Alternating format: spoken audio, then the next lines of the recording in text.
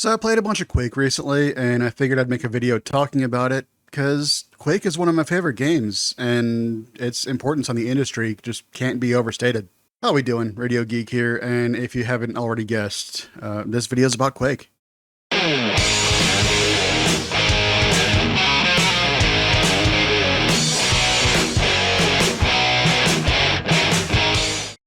Quake came out in 1996 for the PC, and was later ported to the Nintendo 64, Sega Saturn, and eventually just about everything else you can think of. As a kid, my family's PC wasn't good enough at the time for Quake, but I did have the N64 port, and there are some small differences between the two. I do have a hard copy of Quake 64, and I also have here a big box containing Quake 1, Quake 2, and Quake 3. Here's the disc case. It's got Quake 1, Quake 2, Quake 3. There's Quake 1, there's Quake 2. There's a bonus disc for Quake 2 and Quake 3.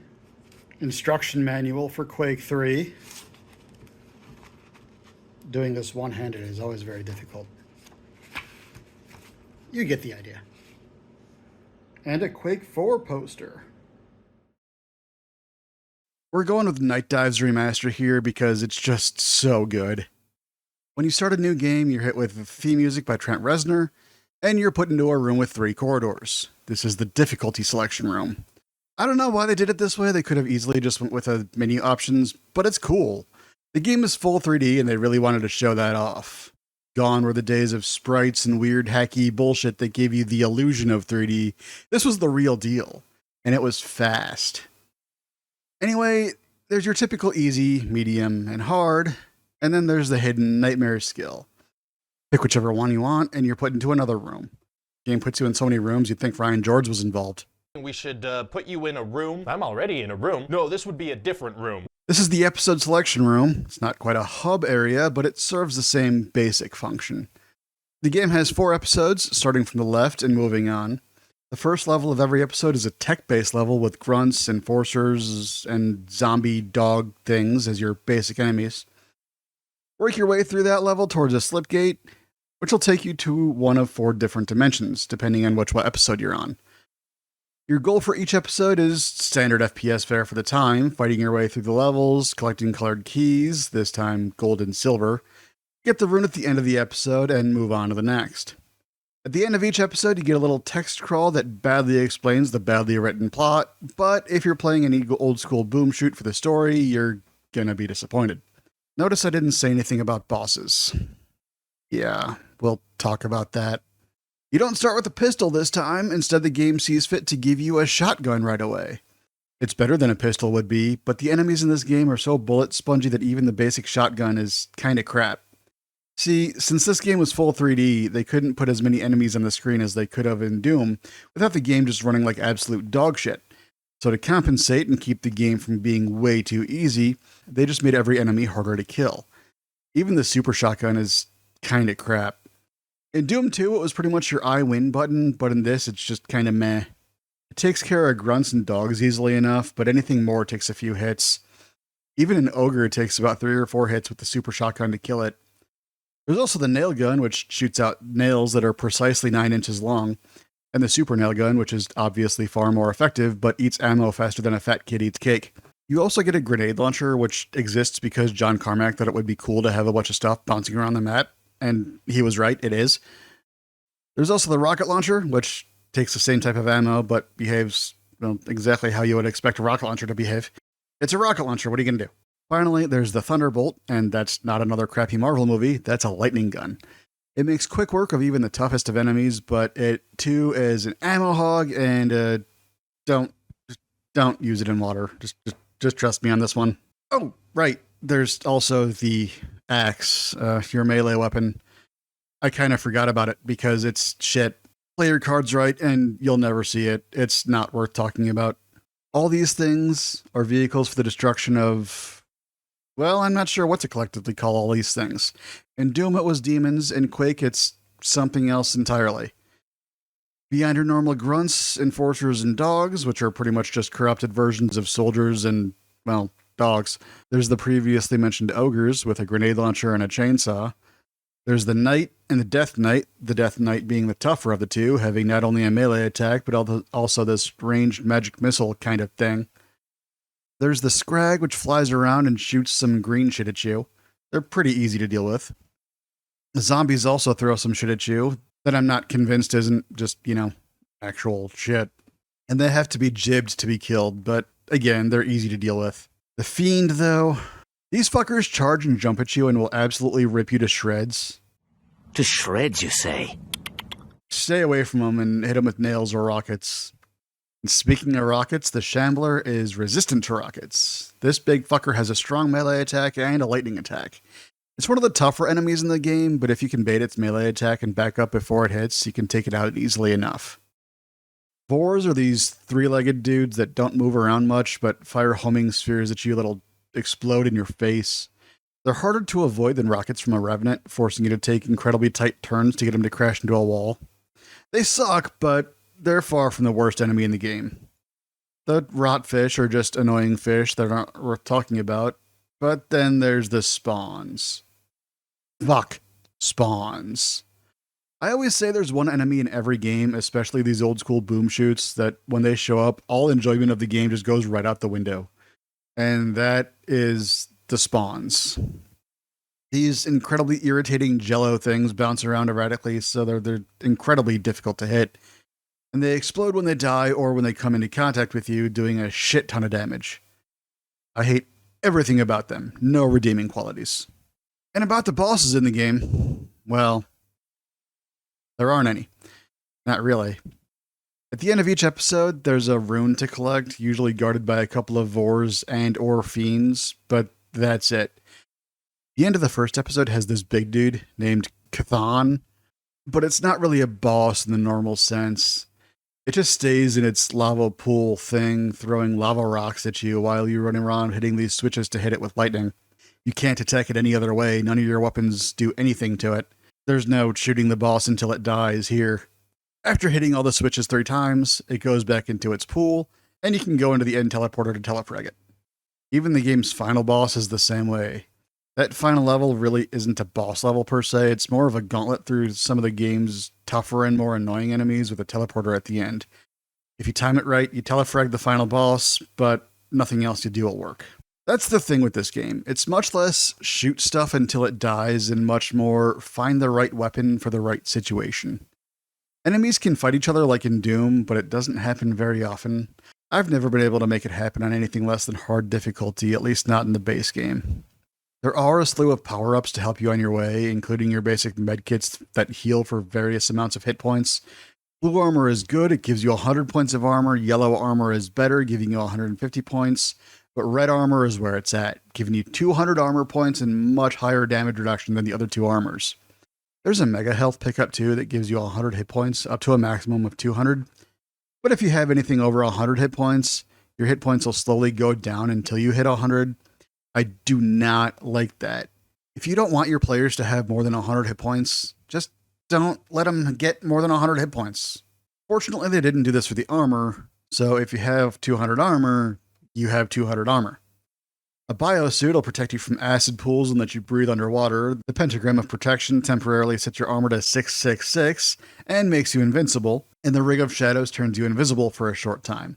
And then there's the quad damage. Guess what that does? This thing is so fun to use it even made it into the newer Doom games. Level design in Quake is usually quite good, even if it does kind of feel like a disjointed mess from one level to the next. There's no map like in Doom, so if you get lost, kind of sucks to be you, but none of the levels are so confusing that you'll ever actually really need a map. There's only a few levels I genuinely hate, and they're all in episode 4. Mostly because of the spawns. Did I mention I hate them? Sandy says you only put him in because he was told to use every enemy in the game, but I call bullshit. I think he was just having a shitty day and wanted to make it everybody else's problem. The Pain Mateys in episode 4 is 100% my least favorite level. I have a hard copy of Quake 64, and when I play it, this level is usually about where I end. Even on easy, there are just far too many spawns to be able to deal with using an N64 controller. And really, it's not that much better on PC. Granted, for this playthrough, I was playing on hard, but still, these stupid things are all over the place in this level, and it just makes it unbearable I'd rather play through Castlevania 64's Dual Tower. Everything else is a cakewalk in comparison. Even the final level only took a couple minutes on hard. Originally, there were 2 expansion packs for Quake, Scourge of Armagon and Dissolution of Eternity, made by Hypnotic Software and Rogue Entertainment respectively. A third expansion, Dimension of the Past, was made later by Machine Games, and then later still, Machine Games made a 4th expansion called Dimension of the Machine, which was made specifically for this Night Dive remaster. Scourge of Armagon opens up with another, much larger for some reason, difficulty selection room. It serves exactly the same function, but it's bigger, I guess. Unlike expansion packs for other games, Scourge of Armagon isn't just an extra episode, but a whole 3 extra episodes, each with 5 or 6 levels if you count secret levels. The entire first episode has a tech-based theme and introduces a few new weapons and a new enemy type, the Centroid, which is just a robo-scorpion. These things are fun to fight. They can dodge your rockets and shoot nails out of their claws. Speaking of bad segues, one of the new weapons you get is a laser cannon. Similar to the Super Nail Gun, but it fires lasers that bounce off walls and floors. The lasers can bounce back and hit you if you're not careful, but if you're really cool, you might be able to do some cool trick shot with it. I'm not that cool, so I have no idea, but it's a possibility. The other weapon you get is the Proximity Grenade Launcher, which fires a sticky grenade that explodes when an enemy gets too close after a certain period of time. This can be really useful for finding some secrets too. Episodes 2 and 3 have more of that gothic castle and weird otherworldly theme to them. Another enemy that gets introduced is the Gremlin, which is like a smaller, significantly less annoying fiend. And I'm not sure what this is, but it flies at you and blows up in your face. This game really likes to have shit blow up in your face. The other new weapon you get is Mjolnir. You can't throw it though. It uses energy cells, and if you run out, you can still use it as a melee weapon, but it's about as useless as the axe that way. The levels here have more of a cohesion to them than in the base game. The design is brilliant, and the music in this expansion is awesome. While the base game has this droning, atmospheric soundtrack composed by Trent Reznor, and the N64 port's music was composed by Aubrey Hodges, Scourge of Armagon has a more upbeat metal soundtrack by, and I promise you I will fuck up this name, and I'm sorry, Ji-hun Huang, and I love it. Oh, and this expansion actually has a final boss fight. A real boss fight. I mean, it's an easy boss fight, just like any other boom shoot boss. Circle, strafe, and shoot it until it dies, which does not take long at all, but it's more of a boss than anything else we've seen so far. I think I like this expansion more than the base game, which might be blasphemy, but it is what it is. Feel free to tell me how wrong I am down in the comments. The next expansion is Dissolution of Eternity, developed by Rogue Entertainment. Starts with your standard difficulty selection room. I went with normal this time around. I'm not sure why, but that's just what I went with. You do what you want. You've got 2 episodes in this expansion, with 7 levels in the first episode and 8 in the second. No tech bases this time around. Everything has gothic castles and eldritch weirdness. Instead of getting new weapons in this one, you get new ammo types. The first being the lava nails, again of the 9-inch variety, which do a bit more damage and also make this kind of annoying sound. Then there's the multi-rockets, which if used with your grenade launcher will turn it into a MIRV launcher, and if used with the rocket launcher will just fire a bunch of rockets at once. It's really fun to use and great for taking out groups of zombies and lower tier enemies. Last is the plasma cell, which, alright, that's kind of a new weapon, but not really. It's just alternate ammo for your Thunderbolt, but it completely changes the way the gun behaves. It's almost like a really weak BFG. When it hits something, it'll chain lightning bolts to nearby enemies to do a bit of damage to them. It's fun to use and pretty useful against some of the new enemy types, like the Wrath. Not Wraith. Wrath. But it's a Wraith. This thing is like if a Scrag and a Vor had a really fucked up baby. The design looks like it belongs in Hexen 2, and now that I think about it, I'm almost positive New id took inspiration for this thing for the Dark Ages Revenant. Then there's the Hellspawn, which are spawn, but green for some reason. And I hate them worse because they can fucking replicate. Kill them quick before they do this, otherwise you are going to have a bad day. There are these statues that are totally just statues and not anything else, I promise. Alright, I lied. They animate and try to kill you, but they're basically just knights and death knights, and they're not that interesting. Some of the ogres do have the multi-grenade launcher, so that's fun. Some of the level design does kind of remind me of Hexen, but not in a bad way. Hexen has you going through a bunch of different levels to hunt for switches that affect things on other levels, This just has you hunting for switches within the level you're on. At least they don't call it a puzzle. It's actually done well and in a way that makes sense. You can soft lock here in the Towers of Wrath. Sometimes when you hit this button, the Shambler doesn't spawn, which means you can't open the door because the door only opens when the Shambler dies. It happened to me once and I got annoyed and put the game down for a while. Otherwise, this video would have been out a lot sooner. Some of the levels in the second episode have mini-bosses to fight and little mini Chthon babies. Unlike Chthon, you can actually kill these little dudes with your weapons, and you have to press a series of switches that they guard. Oh, and the final boss is a fucking dragon. That sounds way more interesting than it is. It mostly just flies around shooting projectiles at you. You can take it out with a bunch of shots from the multi-rocket launcher. The real challenge here is trying not to get knocked into the lava. A few levels in this expansion have this earthquake effect in some places, where you'll just get tossed around randomly. I'm not touching the keyboard or mouse at all, and this is what's happening. This happens during the dragon fight too, and coupled with the narrow walkways and platforms, it's not too hard to fall into the lava. Overall, this isn't a bad expansion. I like Scourge of Armagon better, but this is good. Now we're on to the Machine Games expansions. First up, Dimension of the Past. Same deal here with the difficulty selection room. This one reminds me a bit of that castle from Unreal. Fuck you, Tim Sweeney. No episode selection in this room though, because there's only one episode with 8 levels and 2 secret levels.